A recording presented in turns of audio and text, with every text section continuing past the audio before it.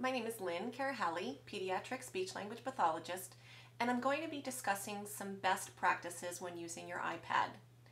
Having an iPad to do therapy for both SLPs and parents is very, very exciting. It's a very motivating tool. There's a whole world of apps in the market that are fun and motivating and educational, and it's just become a wonderful tool for both SLPs and parents.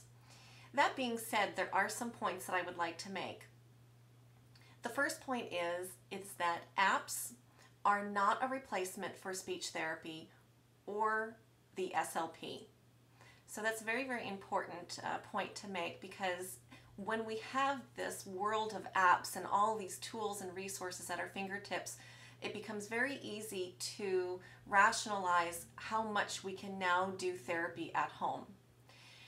For whatever reasons that may be, whether it be financial reasons, not having to go to therapy as much, or the convenience of it. Some families are driving a half an hour to an hour to even get to therapy, or just the frequency of it, going to therapy 3 to 4 times a week can be inconvenient. So the idea of having these apps and devices for home use is very alluring, and considering cutting out the SLP or reducing the SLP, the therapy sessions with an SLP.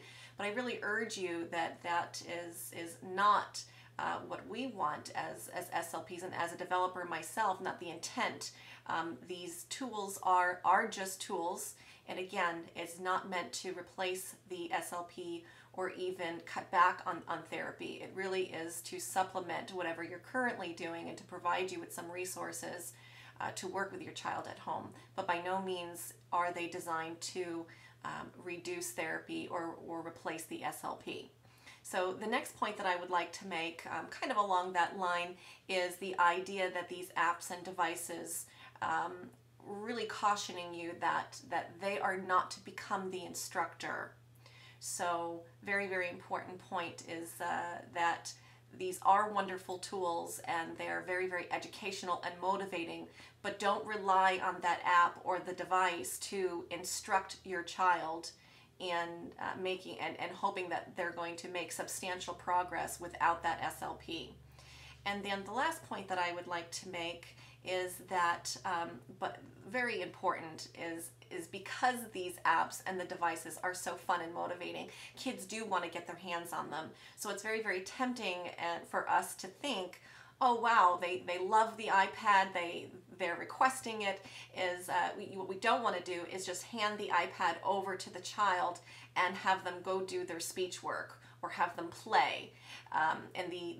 That's a really important point to make, because in the child's mind, it does seem like a game, it does seem like they're playing, but keep in mind that these apps that are developed as speech therapy tools are not to be self-directed by the child. You really need to be sitting down with your child, working with your child, giving them feedback, giving them support, and not expecting them to just go sit off into the couch while you're making dinner or washing the dishes to do their speech homework or what have you. So kind of along that line too is we are very encouraged by the device when we see the child having fun. Another point that I'd like to make is that these apps are not necessarily meant to entertain your child. It's, again, not a game or a toy, but a tool. So we do want to get the most out of our apps, specifically the ones that are designed to help with speech therapy. But again, it is very tempting to want to download apps that are just fun and engaging to the child. So with speech therapy, that's not always the case. So really, to make sure that that parent is sitting there with them, perhaps using some other apps that are fun and rewarding in between as a little reward or a little break is a great idea. But just really kind of searching for apps that are just fun and game-like, that is a word of caution too. So those are some best practices that I encourage you to implement when you're working with your child and having this whole world of apps at your fingertips, and to be able to really make some sound choices.